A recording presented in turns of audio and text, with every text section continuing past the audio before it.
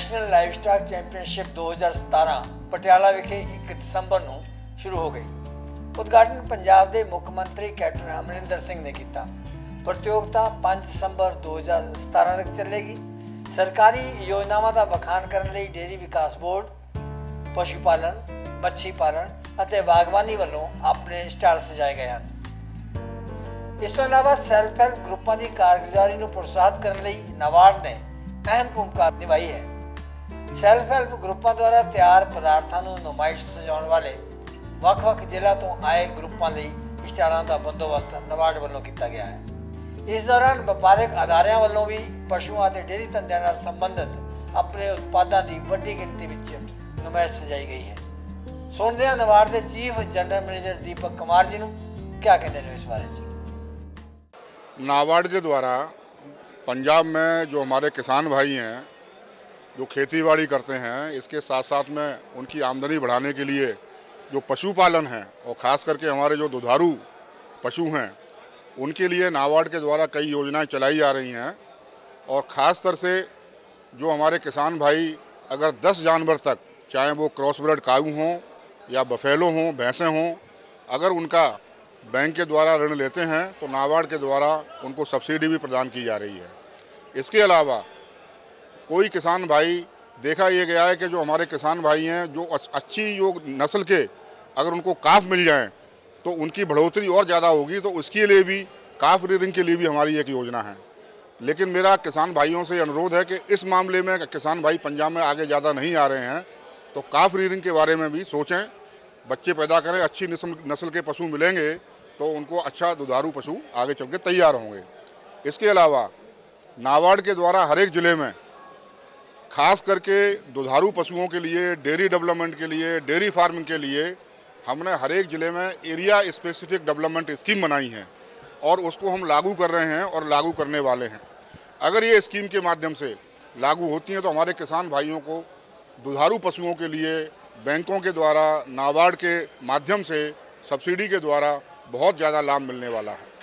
इसके साथ साथ जब तक कृषि के क्षेत्र में और ख़ास करके हमारे जो डेयरी डेवलपमेंट के क्षेत्र में अगर आधारभूत सुविधाएँ, जिसको कि हम इंफ्रास्ट्रक्चर बोलते हैं, उसकी सुविधा नहीं बढ़ाई जाएगी तो उसका लाभ बहुत से अधिक मिलने में परेशानी होगी। इसके लिए भारत सरकार ने लगभग 8,000 करोड़ रुपए का dairy infrastructure development fund NABARD के साथ में बनाया है।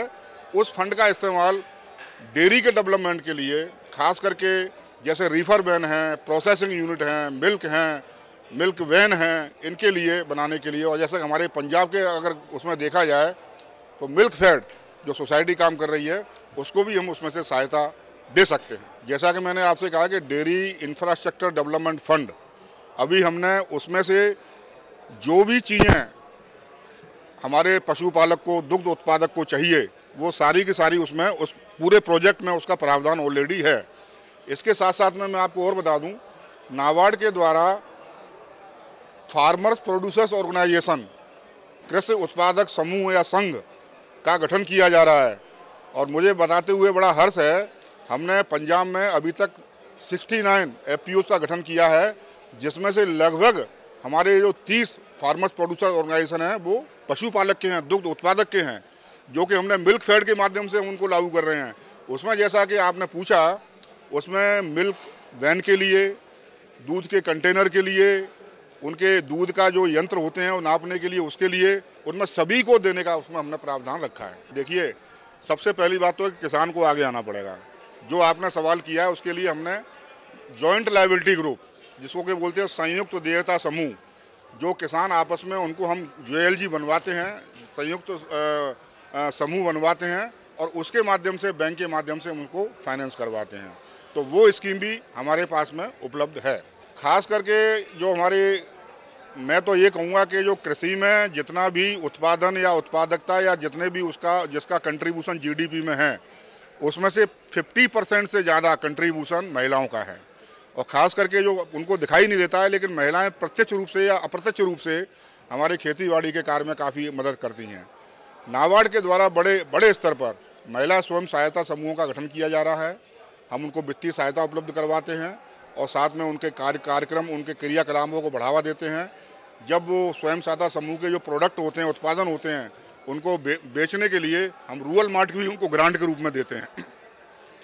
आप देखेंगे आज जो एग्री लाइव स्टॉक जो मेले में आप देखेंगे, हमने इस तरह की 10 ग्रुपों को इनवाइट किया है और उन्होंने सारे के सारे अपने सामान यहाँ पर डिस्प्ले किए हैं।